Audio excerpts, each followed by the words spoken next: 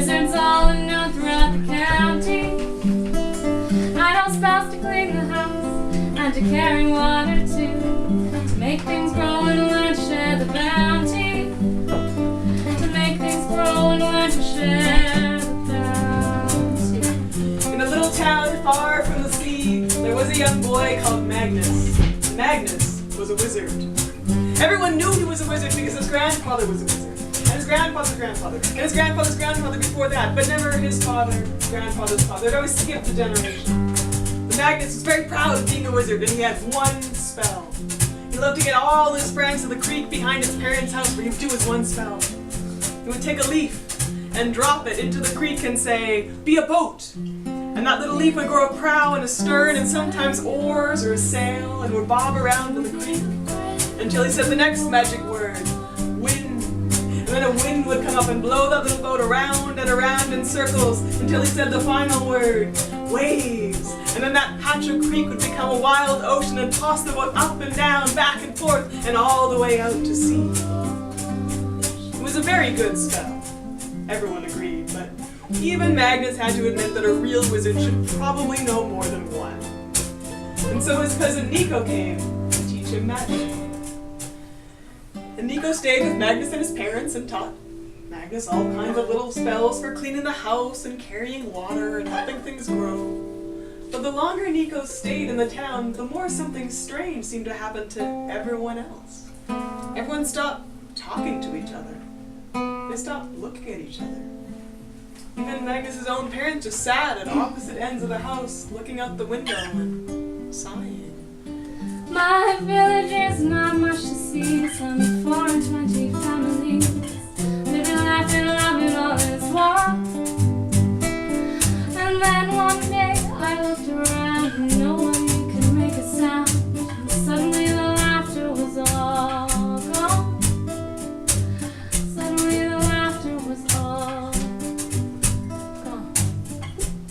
So as Nico was teaching Magnus yet another small, useful spell, Magnus finally said, I'm glad you've come, you're teaching me all these helpful things, but you're not giving me what I really need to know. And what's that? Asked Nico. Well, haven't you noticed how everyone's all sad and depressed and stuff, and shouldn't magic be the way to fix that? And Nico started to laugh. He said, it's true, but there is something I haven't taught you.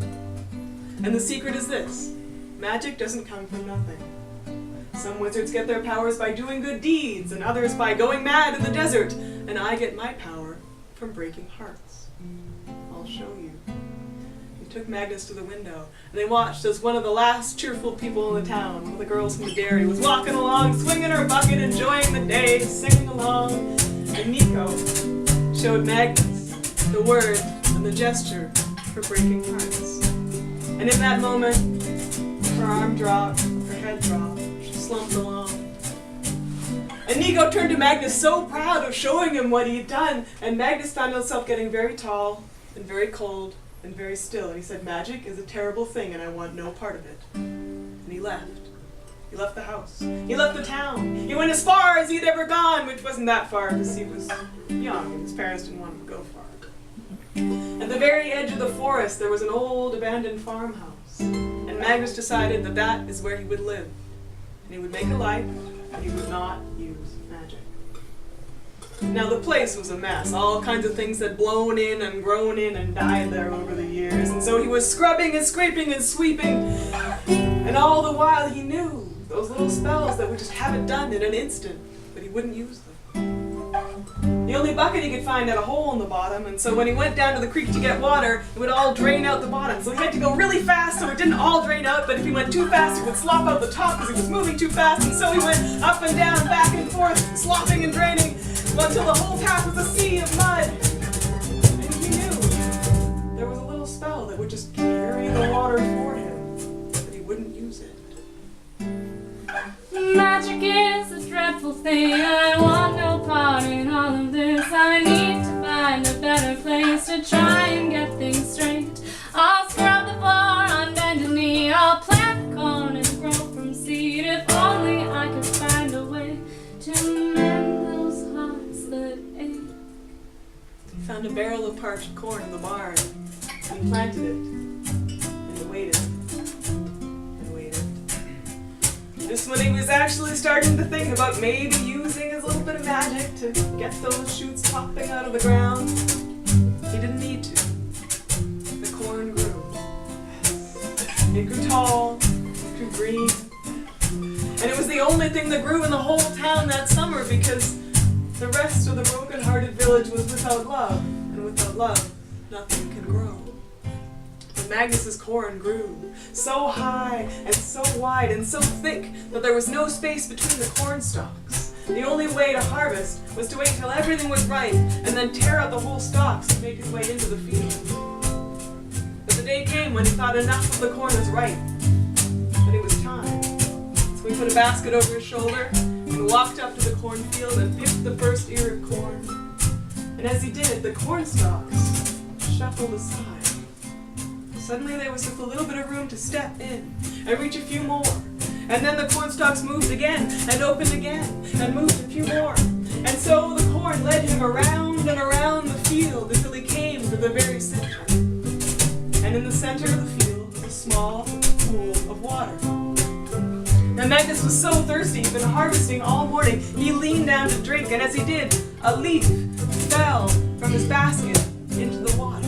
And without even thinking, Magnus said, "Be a boat!"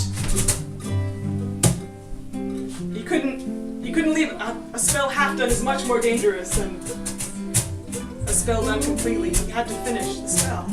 For there was the little corn leaf boat waiting for him with its little prow and stern and a sail and a cabin. Waves. No. Wind, said Magnus. And that wind came up, and it blew the boat around and around in circles in the pond, and as the boat circled the pond grew bigger. And as the pond grew bigger, the boat grew bigger, until it was big enough for Magnus to step inside. Something told him to do this, just before he said the final word, waves! And the cornfield opened up, the pond became a river and took him all the way out to sea. Magic in your ocean, be a boat and spread your sails. Don't be afraid of the ocean.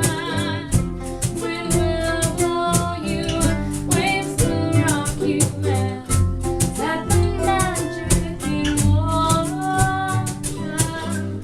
Magnus had never been to sea before. It was terrifying. There were strange monsters under the waves and wild weather.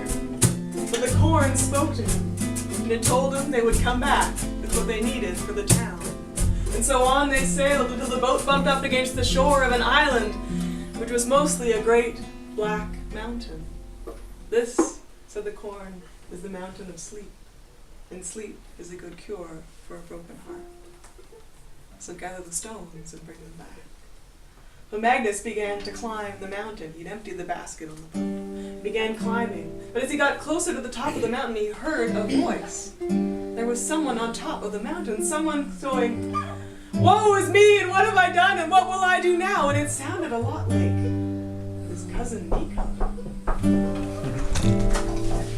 Magnus peered over the edge, and there was a strange figure with wild hair and ragged clothes wailing on top of the mountain, but it looked like his cousin Nico. He ducked back down, but it was too late. Nico had seen him. He scrambled over the edge and looked down and said, "Magnus, what are you doing here?" "It's the broken hearts," said Nico. "They haunt my dreams. I can get no rest until I undo what I've done, but I don't know how. But you do. That's why you're here. Let me help you. Let me fix this." Now the last thing Magnus wanted was help from Nico. Nico was family, and the rocks were really heavy. "Okay," he said, "you can help me gather stones."